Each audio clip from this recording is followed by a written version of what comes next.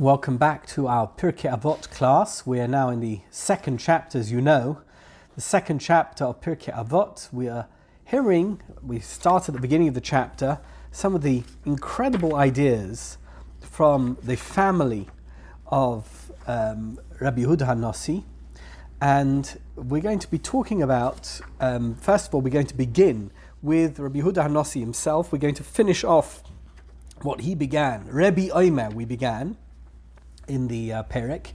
We're going to finish off Rebbe's statements, because he has a third thing to add to that which he has already said. And then we're going to discuss something from his son, Rabbi Gamliel B'nai Shel Rabbi Yehuda HaNassi. So let's begin with the final statement of Rebbe. So Rebbe says as follows: V'histakel b'shloisha dvarim. This is most appropriate. We're giving this shir in Elul.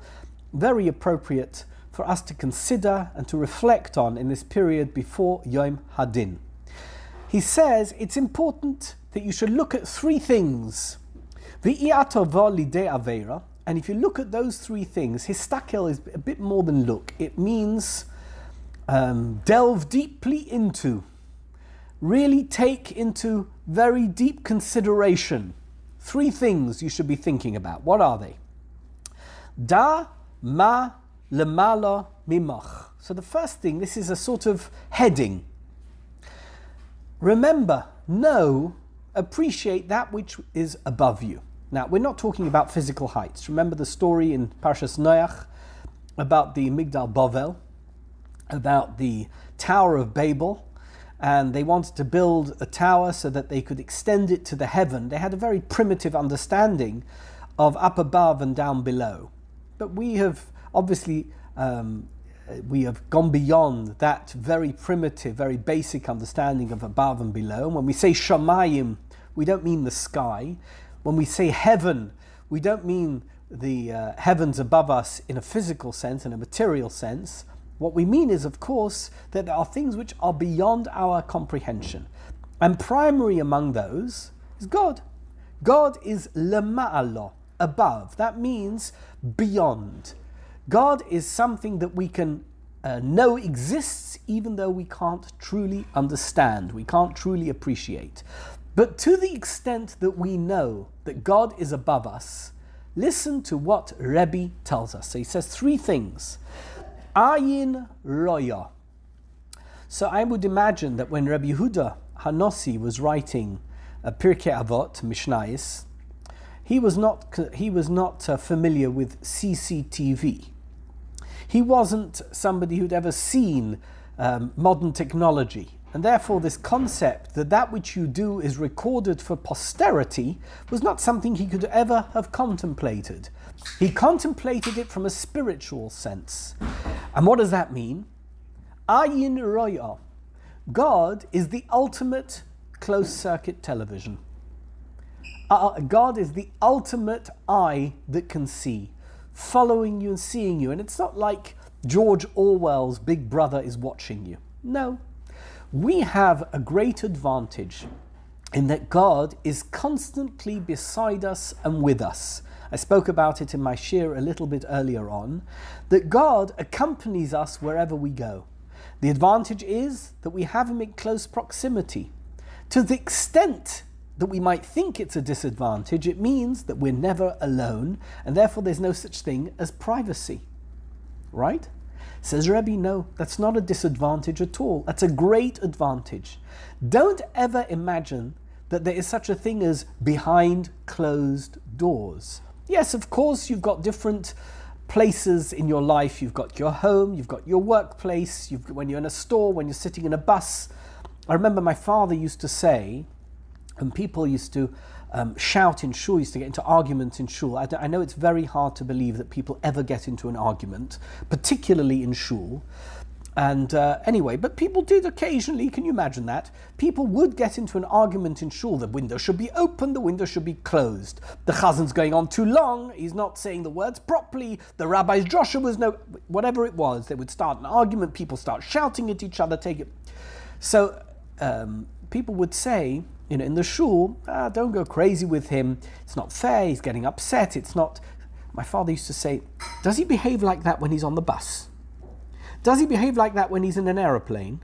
Does he start shouting and screaming at people because he doesn't like something? That if the answer is no, then that's not the way he should behave in shul. In other words, even though we have different locations where people live and conduct their lives, we should always remember that our behavior in one place should be the behavior in another place, that we should not modify or allow our guard to slip when it comes to the way we conduct ourselves in a different location. Why? Ultimately, there's a million answers to this. I would put it differently. There's many different shades of answer to this, but the ultimate answer is ayin roya. Who you are as a person shouldn't change just because you are in different circumstances, because God is with you wherever you are. God accompanies you in every place that you are and that you're going. And that being the case, we must take that into consideration if we are to conduct ourselves properly, if we are to live up to the ethical standards that are expected of us. V'oizen shoimas. There is an ear, God as it were. We're speaking about him anthropomorphically, but there is an ear that can hear. That closed circuit television can see what people do, but can't always hear what they're saying. If I were now to press the mute button on my Zoom, you could see my mouth move, and I might be smiling, and he may be thinking he's saying, oh, it's so nice to be here on the Zoom. And what I might actually be saying, obviously, I hope that you can't lip read, but what I might actually be saying is, it's terrible, I don't want to be here, but I'm just smiling, so you've got no idea what I'm saying. Says Rabbi Yehuda HaNassi, Oizen Sheimas. It's not that just God can see what you're doing, God can hear. And by the way, God doesn't just hear what comes out of your mouth, God hears what's going on in your thoughts. And therefore we need to work on ourselves. This is the ultimate reminder of the fact that we are fragile. Our personalities, our characters are fragile. And that we need to constantly remind ourselves, we need to constantly update our attitude so that we're not going to do something which the ayin roya and the oizen shomas is not going to be happy with. Because because you need to remember, that's what Rebbe is saying, who is above us. Not above us in terms of at the top of Mount Everest, but who is capable of seeing you even when there isn't CCTV, and even when you think there's no mute. Hashem is with us. And finally, v'chol ma'asecha b'sefer nichtovin. And this we're going to talk a lot about on Rosh Hashanah. It's part of the tefillos. That we don't have particularly good memories. Human beings don't have the best memories. We don't remember everything. Our brain has a capacity to remember a lot, but we also have an incredible capacity for forgetfulness. Why? Because our brain has limited capacity. If we remembered every single thing that we do every single day, we'd run out of room very quickly. And therefore, those things which are just ordinary, matter of fact, we just discard them from our filing system. Maybe if you go into deep hypnosis, you could find them, but they're certainly not available for immediate recall. Some people have better memories, some have worse memories. Some people can remember what people say to them, not maybe word for word, but they can remember a lot more details than others. But ultimately, we don't remember everything. We remember the things that are important to us, that have made a deep impression, a profound impression on us, but we don't remember everything. That being the case, it's important to know that it's not just an ayin roya and an oizen shemas, because that's in the moment. That, sometimes you say something silly and the person hears you, but then the next day they'll have forgotten. It's not important. It's not sufficiently important to have left any kind of long-term impression. But when it comes to Hashem, says Rebbe, Kol ma'asecha b'sefer nichtovin. Everything that you do, all your actions, everything that goes on in your life is recorded. And ultimately, by the way, it's a good thing if you do good stuff, because then even the things you've forgotten, you helped somebody and you forgot that you helped somebody. It's happened to me sometimes that a person walks up to me and says, do you remember you invited me or you called me up or you helped me in that situation? And the truth is I don't have any recollection of it. I don't particularly remember helping that person. I know the person is, but sometimes I don't even know who the person is. So v'chol ma'asecha b'sefer nichtavin. Hashem remembers. Hashem knows what you've done. That's on the good side. But on the bad side, sometimes you do things which you're not terribly proud of. And you hope that nobody saw, nobody heard, and that will be forgotten. They'll be wiped away, it will be obliterated. No, it's not what happens. Unless you do teshuvah for it, unless you regret it and go through the full process of teshuvah, which is regret, you promise never to do it again, you say vidui, you do whatever needs to be done in order to make good that which you have done bad. Chol ma'asecha b'sefer nichtavin. Everything that you do is written, it's on record, and it can be waved in your face at that final moment when your neshama is going to be in the olam ha'emes, in the world of truth, and your life will, as it were, flash before you, will be flashed before you. We go on now to the next mishna. It's the second mishna. Rabbi Gamliel ben Rabbi Yehuda HaNassi Omer. So we're now on for the next Rabbi Gamliel. This is the third Rabbi Gamliel. He was the son of Rabbi Yehuda HaNassi.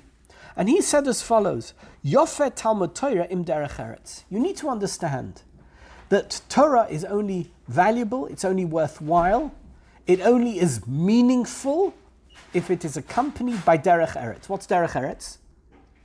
So it's two pshatim. I'm going to go with the main pshat first, and I'll tell you the other pshat as well. The first, the main pshat, is that unless you are a working person, unless you are a person who is gainfully employed, that you're doing something useful that's beyond the walls, the Koslei Beis Medrash. You're doing something, you get up in the morning, you have a purpose to your day, you work, you do something, you earn money, you supply money and parnasa for your family. If all you're doing is studying Torah, to the exclusion of everything else, and you don't take care of derech ERETZ, that doesn't have enduring value. For as he says, somebody who is studying Torah and is engaged in providing a parnasa with derech ERETZ, doing what he needs to do in order to supply parnasa for himself and his family, he won't have time to do averis. He'll be too occupied because with every spare moment that he has, he'll either be working or be studying Torah. He won't have time to do an avera. Because when it comes to doing avera, he said, well, I don't have time. I've got to go to a shir. I've got to study Pirkei Avot with Rabbi Dunner. I've got to go and work. I've got to do the work that I need to do. That being the case, he won't have time to do averis. Make sure that you fill up your day, says Rabbi Gamliel ben Rabbi Yehuda HaNassi. Make sure that your day is fully occupied, either with work or with Torah, in equal measure. You can't abandon one for the other. That's what he's saying. You might think in order to be a good person, you must abandon work for Torah, or you might think, it's not worth studying Torah. It's all theory. It's not necessary. Yes, it's wonderful. And they're spiritual people who love it, and they can live in their rarefied world and study Torah, but I need to work. No, that's not true. It's a partnership. The partnership that exists is between Torah, which is coming close to God, through the study of the Torah that he gave us at Mount Sinai, and to do the work that you need to do in order to sustain your human life. Derech ERETZ. That's the first pshat. The second pshat is, Derech ERETZ, it's no good if you study Torah if you're not a man who has moral standards, if you're not a man who is ethical, not a woman who is ethical. If you are engaged in Torah, but your attitude stinks, and you're not a nice person, then your Torah has no value. That's what he's saying. Yofeh Talmud Torah im derech ERETZ. It's important to make sure that your Torah is accompanied by good manners, by good behavior, by good character. Then your Torah is going to have meaning. The kol Torah she'ein ima melacha, he continues. And any Torah that doesn't have alongside it a melacha, that means you're not somebody who does something meaningful and useful in terms of earning a living alongside your study of Torah. Soifa betela v'goireres ovain.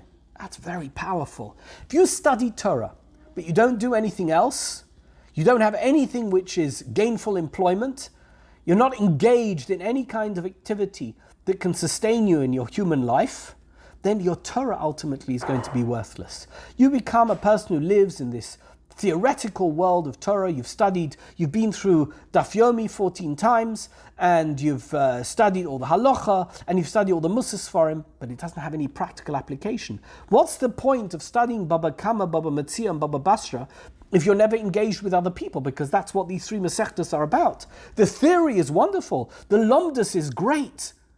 But in reality, it's about people, engaging with people, understanding people. And if you have no contact with people, if you don't have a melacha, if you never come across anything which is going to require you to apply the learning of Torah to your real day-to-day life, then ultimately the Torah is going to go to waste. And it's going to lead to sin. It will ultimately lead you to becoming a sinner. Why? Because you won't, in fact, engage with what the Torah is telling you to do. It's going to be pointless and meaningless to you, and that being the case, you will be a sinner. It's inevitable, it's by default. And finally, says Rabbi Gamliel, by the way, it's final in this Mishnah, he continues in the next Mishnah with another wonderful statement, which we'll get to next time. But he says as follows, all of those who are engaged in helping in communal matters. You know, we all want to feel that we're doing something not just for ourselves, we're not being just selfish, but we are engaged in helping the community at large. We're doing things which are important for our community, for the people among whom we live. So you're an omel im hatzibur. You are melim imoyim l'shem shamayim. You must make sure, you must make every effort that the reason you're doing it is not because you're looking for honor, for respect, for attention, for personal gain. You must do it l'shem shamayim. You must do it for the sake of heaven. You must do it for the sake of Hashem. You must do it because it's the right thing to do. That's your aspiration, says Rabbi Gamliel ben Noish, Rabbi Yehuda HaNassi. Your aspiration has to be that you're doing it because it's the right thing to do. That's what Hashem wants you to do.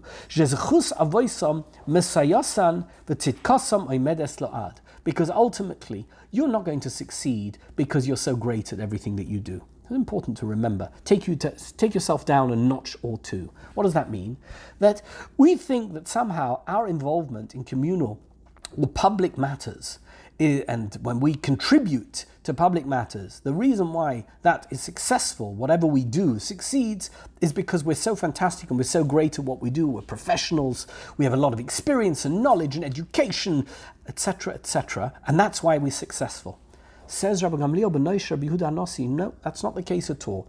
You take the first step. The rest is because you have zechusim, you have merits from your ancestors going all the way back to Avram, Yitzchak, and Yaakov. They were the first people who worked with a tzibur. They were the first people who did things l'shem shamayim.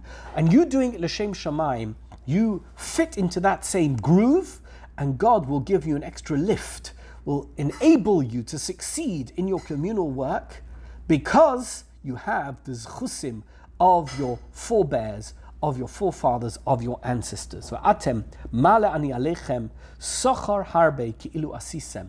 And nevertheless, says Hashem, and this is Rabbi Gamliel telling us, even though you shouldn't be able to take any type of kudos, any type of credit for what you may have done for the tzibur, because ultimately it's only because of your merits, of your ancestors, nevertheless, Hashem promises us, if you do it, and you do it l'shem shamayim, even though I am helping you, even though the only reason you succeed is because I'm behind you and I'm keeping you going, nevertheless, you will merit the benefit of all the zchusim for having achieved that objective. That is the promise.